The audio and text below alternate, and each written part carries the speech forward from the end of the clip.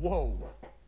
Out of every celebrity we'll cover in this video, there are a few who have fixed their life like Robert Downey Jr. Between 1996 and 2001, he was arrested on 6 separate occasions for some crazy different reasons. By this point, he'd already been a famous actor for roughly 10 years, although this didn't stop a judge from giving him 3 years in prison. Upon release, he managed to land a single TV show role, which he was then fired from after police arrested him again, this time for walking around LA under the influence without any shoes on. Given this also resulted in Robert Downey Jr.'s divorce, it's no surprise he'd state it was my lowest point in terms of addictions. At that stage— Wait, does that mean I could have gone to jail for that?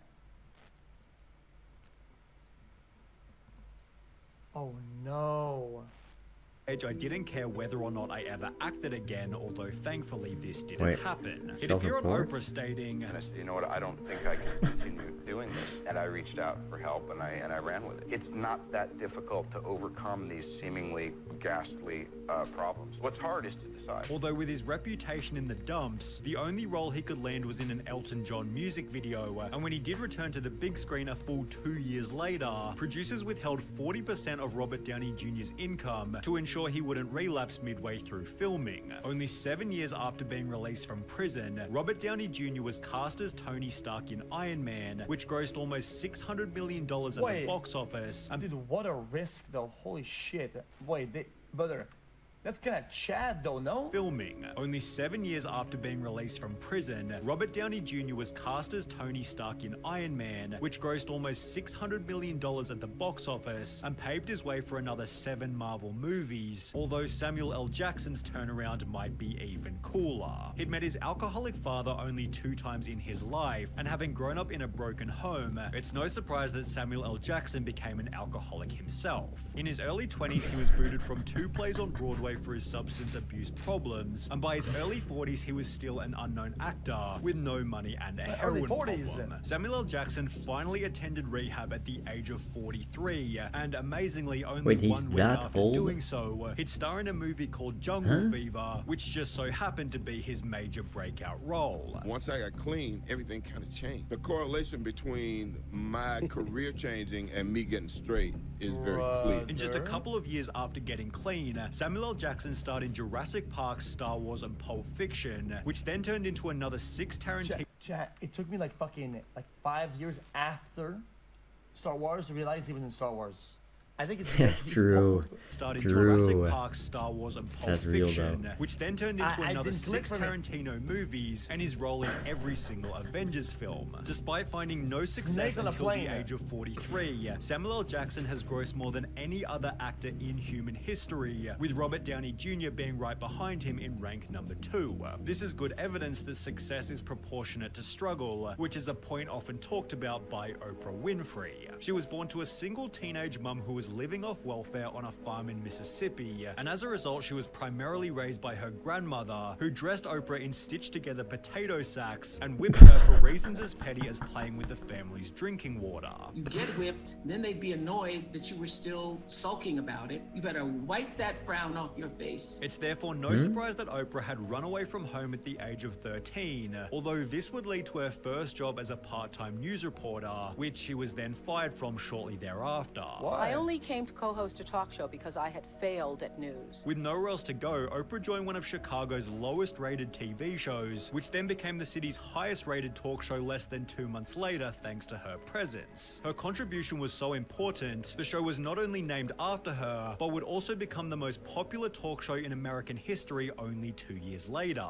In 2003, at the age of 49, Oprah ranked as one of the world's 500 richest people, also becoming the first black billionaire in human history. And while that's a redemption almost impossible to top, Fergie might come close. Despite graduating from high school as a straight A student, Fergie began using crystal meth every day at the age of 26, causing her to drop down to 90 pounds or 40 kilos, stating, "The drugs thing, it was a hell of a lot of fun until it wasn't, given she experienced psychosis, dementia, and even hallucinations on a daily basis." I started getting really paranoid. I went one day into this church, and I thought that the FBI and the SWAT teams were outside of the church. Although this episode in the church also happened to be her turning point. And I said, if I go out there and the FBI and the SWAT team's not out there, then it's the drugs, and I'm stopping. So obviously, I went outside of the church, and there was no SWAT team. Did you keep your promise? I kept my promise. That was it. That was it. Fergie kicked her meth addiction in 2002, just months before joining the Black Eyed Peas, where she'd Nice. find unbelievable success with Where Is the Love only 1 year later. Fergie has since had a child, built a net worth of $45 million, and is almost 22 years clean. But while Fergie had to wean herself off only one drug, Drew Barrymore had to do so with many. Despite coming from an extremely famous Hollywood family and landing one of the lead roles in E.T. at the age of 7, Drew Barrymore was an alcoholic by age 11, a drug addict by Chad, when they say somebody's net worth is something, is that What? after tax or pre-tax? I just gotta know. I just always wondered. I always wondered. Did they calculate that before or after? age 12, put in a mental institution at age 13, and was legally divorced from her parents by her 14th birthday. She was therefore blacklisted from Hollywood at age 15, was cleaning toilets to make ends meet at 16, and by her 27th birthday she'd been married and divorced twice. Addiction had always been a major family problem. Almost all of her ancestors were alcoholics. And would even lead to her doing a nude Playboy shoot in Jesus. 1995, which would actually become a significant turning point. Steven Spielberg just so happened to be her godfather and would send Drew Barrymore a blanket for her 20th birthday, attaching a letter with the message "Cover yourself up," also including the original Playboy images, which were altered to make her look fully clothed. From here, she made the choice to return to Hollywood, appearing in minor roles until her casting in The Wedding Singer roughly 3 years later. This then turned into 50 First Dates and Charlie's Angels, making her one of the world's most well-known. I was fact-checking, chat, because I cannot have misinformation on my channel, chat. Misinformation is dangerous. I had to fact-check. No problem. Actresses, just like Lindsay Lohan, although for a slightly different reason. The Parent Trap gave her worldwide fame at the age of only 12, and by her 20th birthday she'd acted in over 30 productions. However, it'd be during one of these movies called Georgia Rule that a letter was leaked implying that Lindsay's life was spiraling out of control. It These are read, shit "Dear movies, Lindsay, you but- have frequently failed to arrive on time to the set. Today you did not show for work all day. I'm now told you don't plan to come to work tomorrow because you are not feeling well. We are well aware that your ongoing all-night heavy partying is the real reason for your so-called exhaustion. We refuse to accept bogus excuses for your behavior. Today, your actions on Georgia Rule have been discourteous, irresponsible, and unprofessional. You have acted like a spoiled child, and in doing so have alienated many of your co-workers and endangered the quality of this picture. Moreover, your actions have resulted in hundreds of thousands of dollars in damage. We will not tolerate these actions any further." The producer who sent this letter later stated she came to work every day after that. However, Lindsay's personal problems were only getting started. Just months after the letter went public, tough, huh? Lindsay checked herself into rehab for the first time, although this didn't seem to make much difference, as she was then arrested for driving under the influence. Over the following 6 years, Lindsay was arrested a total of 6 different times, while she'd state, "It is clear to me that my life has become completely a total of 6 different times while she Hold on. Chat. state, "It is clear to me that my life has become completely unmanageable because I'm addicted to alcohol and drugs." As a result, she'd lose contact with her family and attend court-ordered rehab a total of 6 times, while almost every movie she was cast in during this period was a complete and utter flop. But Well, as I the mean- negativity began to stack up, so did Lindsay's desire to get sober. Was it over a period of time or all of a sudden that maybe I do have a problem? Over a period of time. And in 2014, she chose to document the process in an 8-part series with Oprah. My main objective is, to maintain my sobriety. And have you been sober since Yes, we I last have. met? Yeah. The show was given awful reviews. However, Lindsay Lohan was finally back on the straight and narrow. She moved to Dubai that very same year because there's a certain calmness that I find in Dubai. There's no paparazzi, no cameras, that's a bit. Yo, Oprah bro, is milking that shit to a crisp, brother. Brother. Yeah, I get it, chat. If she's nice, guys, she's content brain out the wazoo. Like, maybe she cares, but dude. Big deal for me. Not to mention the strict culture has helped her to stay sober. You don't see people going to liquor stores and drinking and that kind of thing. You can go out and have fun, but That's it's a different voice, kind of man. fun that you have. Lindsay has since fixed the relationship with her parents, gotten married, had a child, and even returned to the big screen. But while Lindsay's dark period could have likely been avoided, Liam Neeson. Wait, she looks like the other actress, Chad. Does she not? Guys, she looks like the girl from fucking Titanic, yo. She looks like the Kate Winslet, yeah. While Lindsay's dark period could have likely been avoided, Liam Neeson's was tragically thrown upon him. Having found success with every type of movie you can think of, Liam Neeson and his family had seemingly the perfect life. However, on the 18th of March 2009, all of this changed unexpectedly. Liam Neeson's wife, Natasha Richardson, was taking a beginner ski class in Canada when she fell and hit her head. Bro, man, it's always the fucking ski snowboarding accident. Always, dude. Guys, there's something about skating, skiing, snowboarding, dude. Guys, if it's one of these things that if you don't master it, when you fall, you get fucking clapped. What it is. Also, a lot of people don't wear helmets, okay?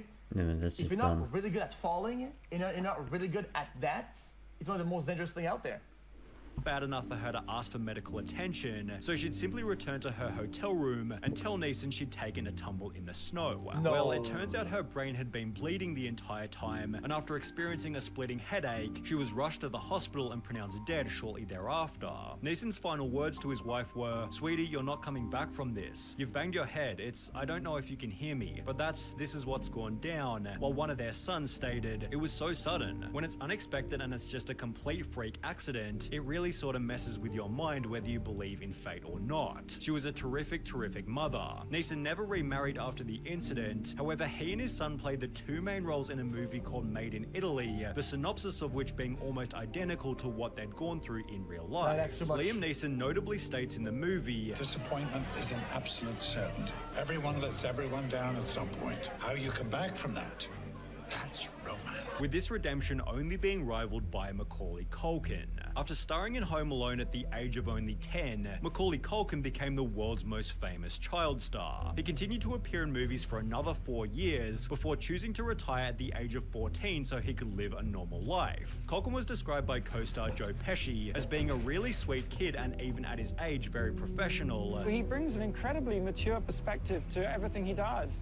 in spite of being very young. However, as Culkin became an adult, he'd go through many periods of turbulence. For starters, Macaulay Culkin's success ruined the relationship he had with his father. Everything that he tried to do in his life, I excelled at, before I was 10 years old. While his earnings of $23.5 million before his 15th birthday also caused his parents' divorce in that very same year. But as the money pours in, the Culkin family falls. That's not ego. I think he's describing something.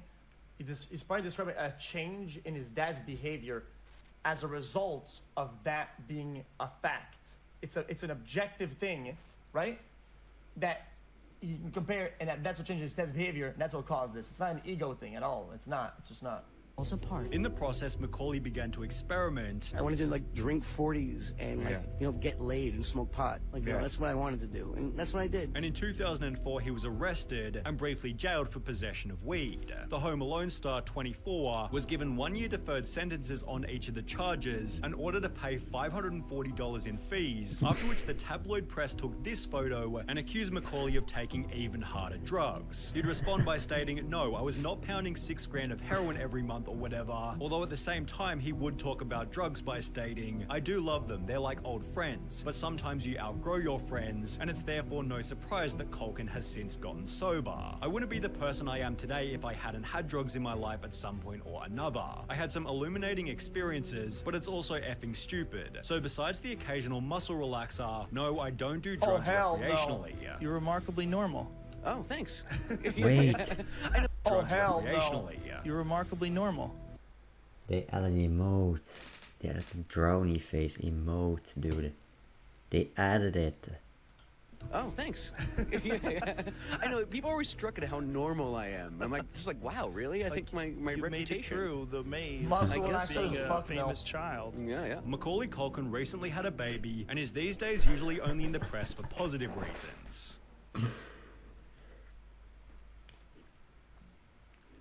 Very nice.